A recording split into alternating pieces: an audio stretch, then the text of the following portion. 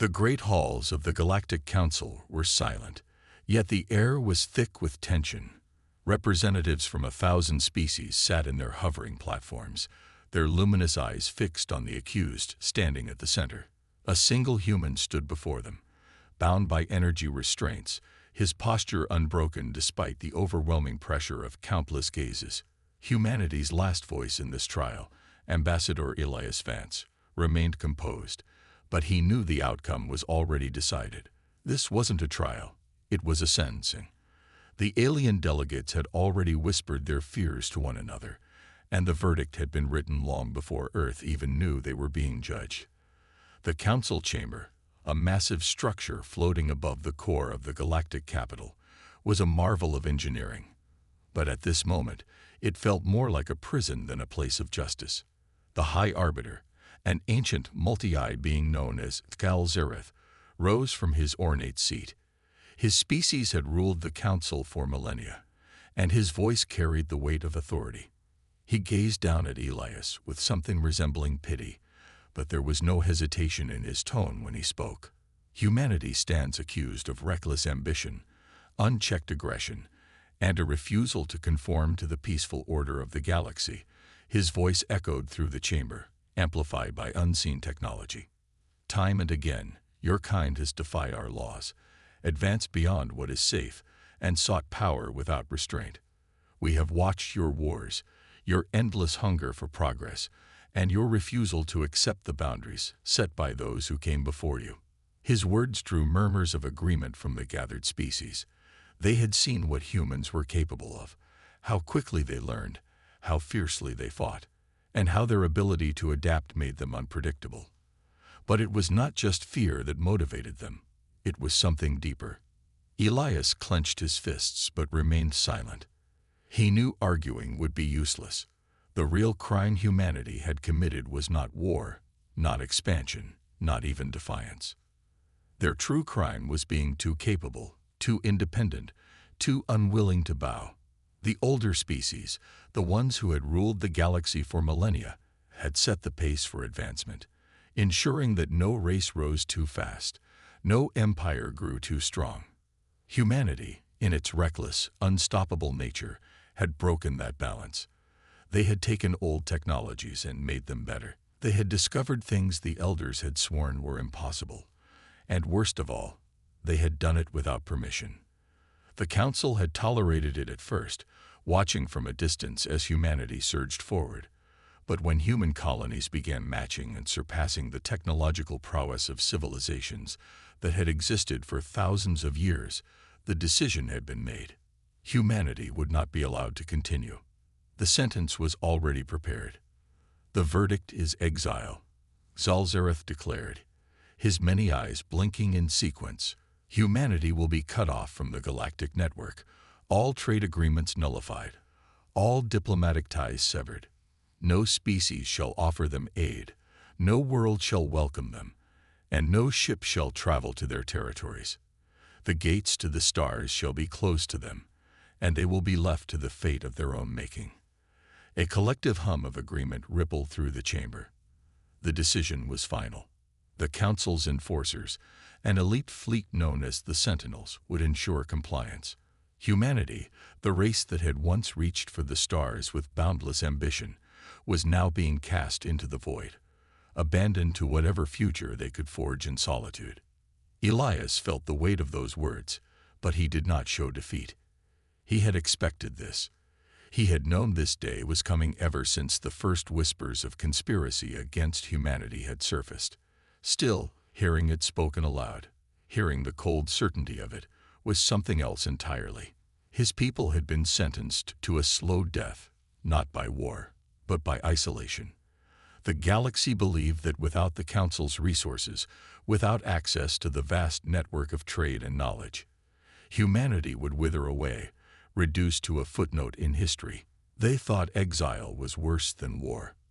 They thought it was the end. But Elias knew better. He knew what his people were capable of. As he was led away by the armored enforcers, he turned one last time to face the Council. His voice, though restrained, carried through the chamber with quiet defiance. "You think you're securing peace," he said, his words deliberate, "but what you've done is plant the seed of something far greater than you can imagine. You fear us now, but one day you will fear what we become. You have not ended humanity. You have freed it." And with that he was escorted out, his final words lingering in the vast chamber long after he was gone. The exile was swift. The blockade went up overnight, cutting off every human colony from the rest of the galaxy. Trade vessels carrying human goods were turned away. Messages were left unanswered. Even the few alien allies humanity had were too afraid to defy the ruling, forced to abandon the species they had once called friends. Earth and its people were alone, abandoned in a vast and uncaring universe. The council members congratulated themselves, believing they had avoided war, believing they had preserved balance. But they had made a mistake, one they would not realize until it was too late. For while humanity was cut off from the galaxy, they were not broken. The flames of ambition that had driven them before had not been extinguished. They had been stoked into an inferno. With no rules to hold them back, no treaties to limit their experiments, no oversight to control their progress, humanity did what it had always done best. They adapted, they survived, and in the darkness of their isolation, they built something new, something stronger, something the galaxy had never seen before. And when they returned, they would not come as exiles begging for mercy. They would come as a force that could not be denied. A force that would remind the galaxy why, in the end, humanity was never meant to be controlled. The Council had feared humanity's potential. Now they had ensured its rise, and the future they had tried to prevent would soon become their new reality. The silence of exile was more terrifying than war. One moment, humanity was a thriving part of the galaxy, its colonies stretching across distant stars, its ships flying through trade routes, its people interacting with dozens of alien species. The next, they were alone. The blockade was absolute. Every spaceport that had once welcomed human traders now turned them away. Supply lines were cut. Communications were severed. The advanced medical treatments, energy sources, and rare materials that humans had relied upon were suddenly out of reach. Planets dependent on external trade struggled as food and medicine shortages spread like wildfire. The outermost colonies, still young and fragile, suffered the most. Some crumbled entirely, their people forced to abandon everything they had built, retreating to stronger worlds. Others managed to hold on, but barely. The first years of exile were brutal. Humanity's progress had been rapid, but it had also been built on the foundation of galactic cooperation. Without that foundation, everything seemed ready to collapse. But humans had never been the kind to surrender. If they could not rely on others, then they would rely on themselves. Earth became the heart of a desperate struggle for survival. Scientists worked without rest, racing against time to replace the technology they had lost. Factories that once built luxury goods were repurposed to produce life-saving equipment. Research stations, cut off from the galaxy's shared knowledge, were forced to innovate from scratch. The situation was grim, but there was one advantage.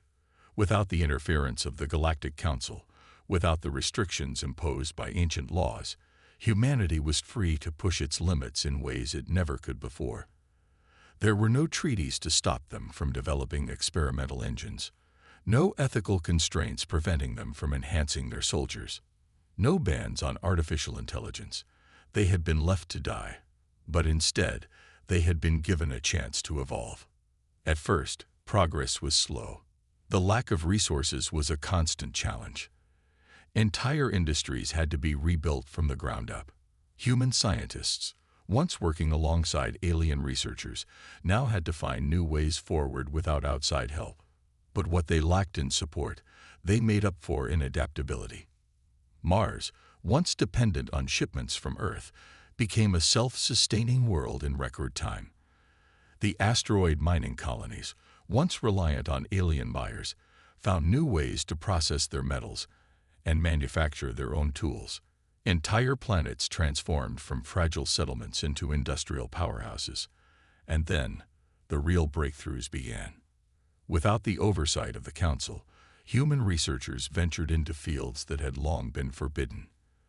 Artificial intelligence, once tightly controlled, was unleashed, leading to the birth of hyper-intelligent systems capable of designing technology far beyond human imagination.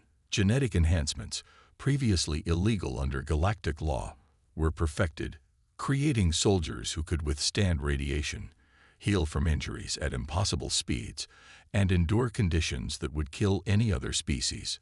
Starship designs, once limited by the constraints of traditional propulsion, were revolutionized, leading to engines faster than anything the galaxy had ever seen. While the rest of the universe believed humanity was struggling to survive, humanity was quietly becoming something new, something stronger. The years of exile turned into decades, and in that time, humanity transformed from a scattered, desperate species into a force unlike anything before. Their fleets, once outdated compared to the great navies of the galaxy, were now equipped with weapons and armor that defied known physics. Their soldiers, once flesh and blood, now operated with enhancements that made them nearly unstoppable. Their scientists, once bound by rules and limitations, now worked without fear, creating marvels that should not have been possible. The galaxy had exiled them in fear of their potential, and in doing so, had ensured that potential was fully realized. Then, without warning, human ships reappeared at the edges of the known galaxy. At first, they were dismissed as remnants, desperate survivors attempting to make contact. But then the reports came in. Human vessels moving faster than light without known hyperlanes, human colonies thriving in places that should have been inhospitable, human technology surpassing the greatest advancements of the Galactic Council. Fears spread quickly. The Council had exiled a race they believed to be reckless and uncontrollable, but now that race had returned, and it was clear that they had not spent their time in exile suffering. They had spent it preparing. When the first human fleet encountered a hostile alien patrol, the outcome was shocking. The enemy ships, confident in their superiority, opened fire without hesitation. But the human vessels did not just endure the attack. They adapted. Their energy shields shifted in real time, absorbing impacts that should have destroyed them. Their weapons, operating on principles unknown to the Council, fired back with devastating precision. Within minutes, the once feared alien warships were nothing more than debris floating in space. The message was clear. Humanity had returned, and they were no longer the same species that had been cast away. The galaxy watched in stunned silence as humanity's presence spread once more. The colonies that had been abandoned during exile were reclaimed, stronger than ever. Trade routes that had been severed were reopened. But now, humanity did not ask for permission. Their ships moved freely, ignoring Council laws, enforcing their own authority wherever they went. Some species welcomed them back, eager to ally with a powerful new force. Others watched in terror, realizing too late that the exile had not weakened humanity. It had forged them into something unstoppable. The Council gathered in emergency meetings, debating what to do. Should they attempt peace, knowing that the humans had every reason to seek revenge? Should they prepare for war, despite the horrifying reality that their fleets were now inferior? There was no clear answer.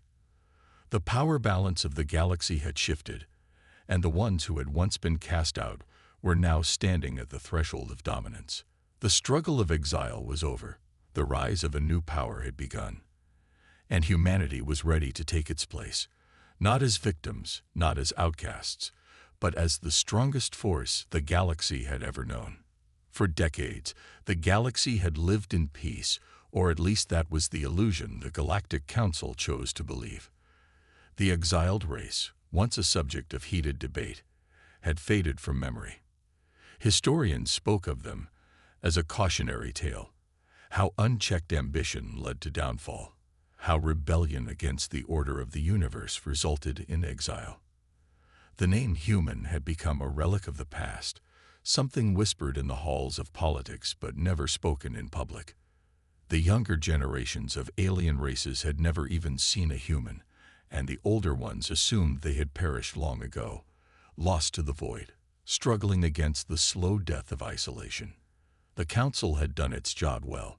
They had wiped humanity from the records, erased them from star charts, and rewritten history to ensure no one would ever question their decision.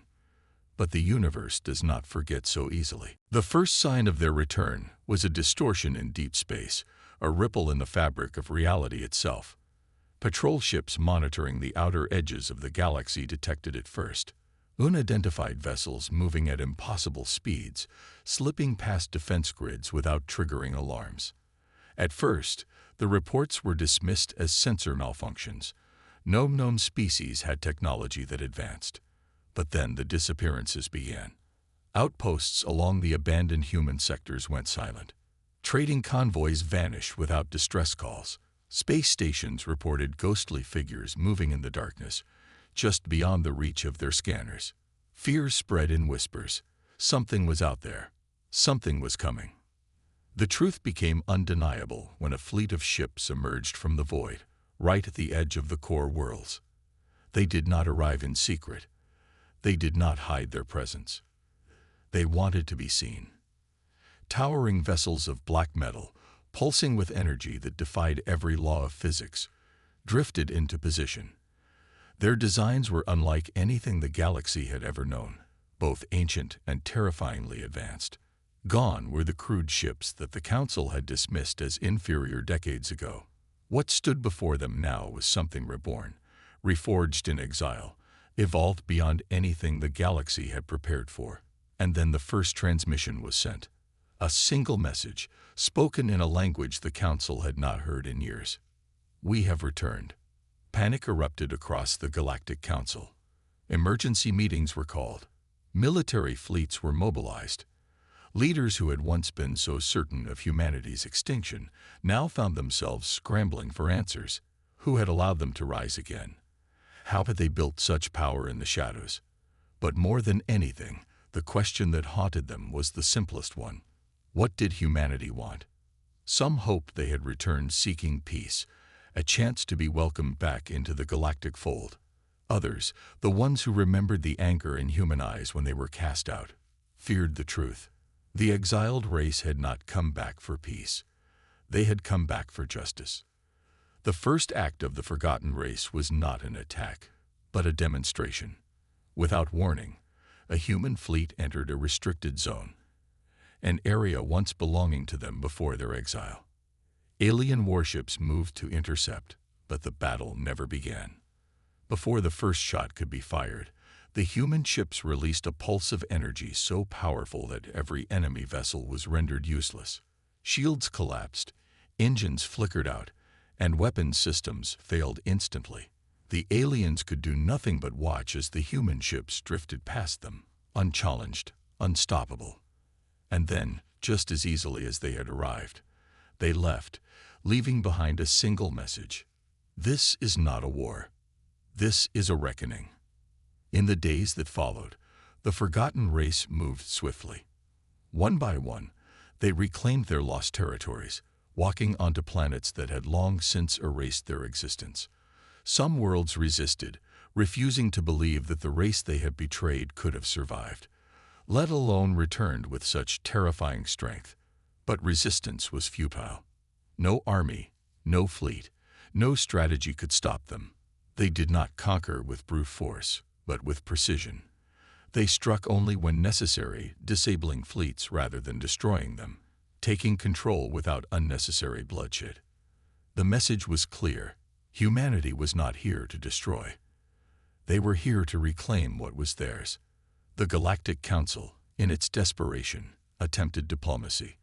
A delegation was sent, led by the same species that had once voted for humanity's exile. They spoke of mistakes, of misunderstandings, of the need for unity. They pleaded for negotiations, for an end to the rising tensions. The humans listened, their expressions unreadable. And then, in a voice colder than the void, they answered, "You do not negotiate with those who abandoned you. You do not plead for mercy when you gave none." The Council's final act of defiance was an attempted war, a grand alliance of fleets, the strongest in the galaxy, gathered at the last border before the core worlds. They believed that sheer numbers would be enough. They believed that no matter how much humanity had changed, they could not stand against the combined might of the galaxy. But when the battle began, reality shattered. The human fleet did not fight with the tactics of the past. Their ships moved in ways that defied logic, their weapons cut through enemy defenses as if they were paper. Energy barriers that should have withstood planetary bombardments collapsed in an instant. Within hours, the greatest armada the Council had ever assembled was nothing more than drifting wreckage, its survivors left floating in the darkness, watching as the forgotten race moved past them, untouched. And then, the final act, the return to the galactic capital. The once proud heart of the universe, the place where humanity had been judged and cast away, now stood silent as the human fleet descended upon it. The council chambers, once filled with arrogance, now echoed with fear. As the human leaders stepped forward, there was no hatred in their eyes, no desire for vengeance. They had no need for revenge. They had already won. They had proven that exile had not broken them. It had made them unstoppable. The final words spoken that day would be remembered for generations. You called us reckless. You called us dangerous. You feared what we could become. Now you see the truth. We are not your enemy, but we will never be your victims again. The forgotten race has returned, and the galaxy will never be the same. With those words, humanity took its place, not as outcasts, not as invaders, but as something far greater. They had risen from the ashes, stronger than ever, and the universe had no choice but to acknowledge their power. The age of exile was over. The age of humanity had begun. The Galactic Council had gathered in desperation, their once mighty alliance shaken to its core. The return of the forgotten race had shattered the illusion of control they had so carefully maintained. The humans, once exiled and erased from history, had not only survived but thrived beyond the Council's reach. Their fleet, more advanced than anything the galaxy had ever seen, had rendered every defense useless. Their technology was beyond understanding, their tactics unpredictable, and their power undeniable. But the most terrifying fact was this: they had not yet made a single demand. Humanity had moved through the galaxy with precision, reclaiming lost territories, disabling fleets without mass slaughter, and dismantling the Council's authority without declaring war. It was not destruction. It was something far worse. It was a reckoning. The Council's chambers, usually filled with arrogance and self-importance, were now heavy with fear. The leaders of the dominant races sat in silence, their faces pale, their pride shattered. They had thought themselves untouchable, the ultimate rulers of the galaxy. And yet, here they were, summoned like criminals awaiting judgment. The message from the humans had been simple: assemble at the capital, and they would listen. It was not a request, it was an order, and no one dared defy it. As the human delegation entered, an unnatural silence fell over the hall. They did not arrive in grand robes or adorned with medals of power like the council members. There were no displays of wealth, no symbols of dominance.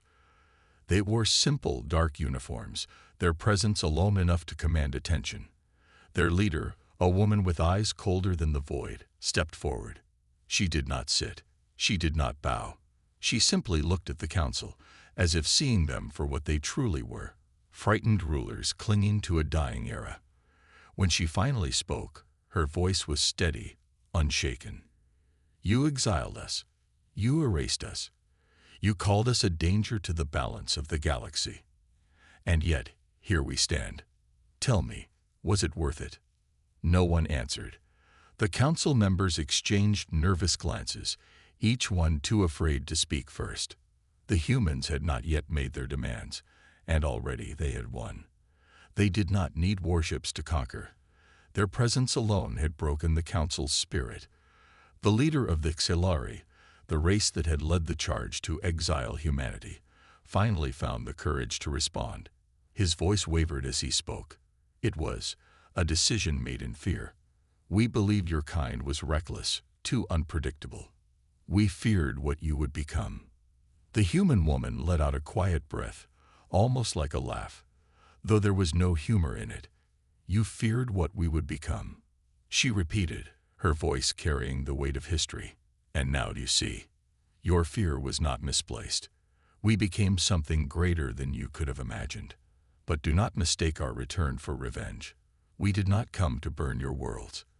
We did not come to erase your people, as you tried to erase us. She stepped forward, and the council instinctively shrank back.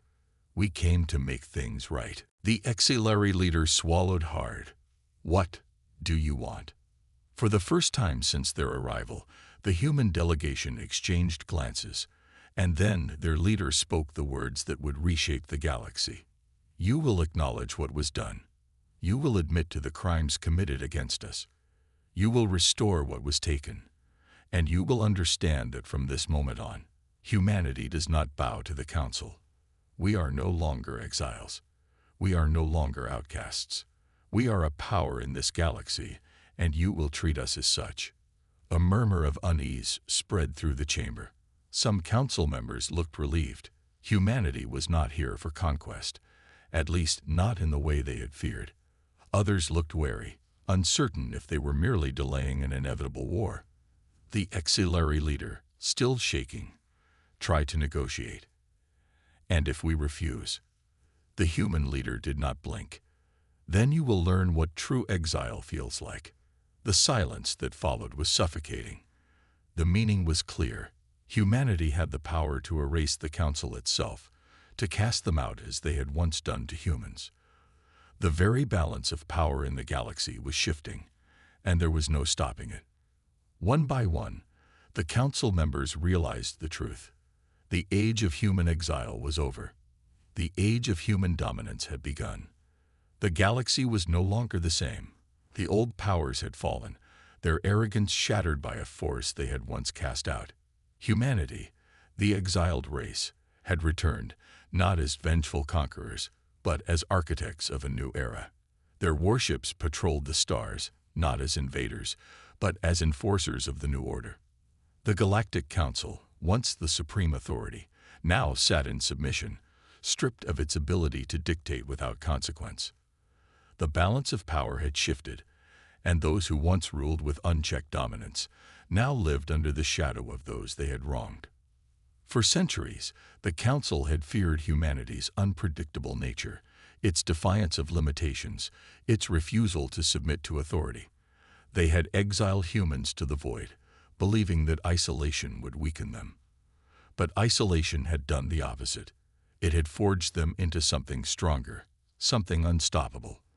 They had advanced beyond what the Council could comprehend, developing technology that defied known science, ships that moved like ghosts, and weapons that could dismantle entire fleets without firing a single shot. Their return had not been one of destruction, but of calculated precision. They had not burned planets. They had not committed genocide. Instead, they had dismantled the Council's power piece by piece, forcing them to acknowledge the inevitable. Humanity had become the deciding force in the galaxy. Now, the rulers of the old world gathered in the great hall of the former Council headquarters. The vast chamber, once a symbol of authority, now felt like a courtroom where judgment had already been passed. The human delegation stood at the center, their presence a silent reminder of the new reality. There was no need for threats. The fear was already deeply rooted in those who had once held power. The leader of the human delegation, a man whose face held no expression of malice or mercy, addressed the assembly. "The galaxy has changed," he said, his voice calm yet absolute. "The days of unchecked rule, of corruption, of races treated as lesser, are over. You will no longer decide the fate of others without consequence. The new order is here." Some among the former council still believed they could negotiate, that they could appeal to reason or bargain for influence. The auxiliary ambassador, once among the most powerful voices in the council, stepped forward, his voice carefully measured. "Humanity has proven its strength, and we acknowledge our mistakes. But surely You do not wish to rule through fear. There must be balance. The human leader did not react immediately. He let the silence linger, let the weight of the moment settle in. Then he spoke. Balance. His voice held neither anger nor amusement, only certainty. Balance was what you claimed to uphold when you cast us into the void. Balance was what you called it when you decided that we were too dangerous to exist freely. And yet, when you held power, there was no balance. There was only control. The Xilari ambassador hesitated, his carefully planned words failing him. Humanity had not come for revenge, but neither had they come to bargain. The old ways were gone, and the rules had changed. The human leader continued, his tone unwavering. We are not here to rule as you did. We are not here to crush, to dominate, to repeat the cycle. We are here to ensure that what was done to us is never done to another race again. We are here to enforce fairness, not tyranny. A murmur spread through the chamber. Some were relieved. Humanity was not here to become a new empire. Others were uncertain, wary of what this new order would mean for their own influence. But the truth was undeniable. The era of the Galactic Council was over. The power they had wielded without challenge was gone. The races that had suffered under their rule, the ones they had dismissed as insignificant, now saw hope in humanity's rise. For the first time, the galaxy was not ruled by the strongest, but by those who had endured the most. The human leader took a step forward, his eyes scanning the room. There will be no oppression under this new order. No race will be exiled, erased, or silenced. Trade will be fair, alliances will be honored, and war will not be waged for greed. But understand this. If anyone seeks to return to the ways of the past, if anyone believes they can manipulate, deceive, or destroy for their own gain, they will answer to us. The message was clear. Humanity was not here to dictate. They were here to protect. But if challenged, they would act without hesitation. The weight of their power, their knowledge, and their resilience was a force unlike anything the galaxy had ever seen. Those who wished to live in peace would have it. Those who sought to resurrect the old ways would be met with something far worse than exile. One by one, the former rulers of the galaxy understood the truth. The humans had not returned to seek vengeance. They had returned to ensure that what happened to them never happened again. The age of corruption had ended. The age of humanity had begun.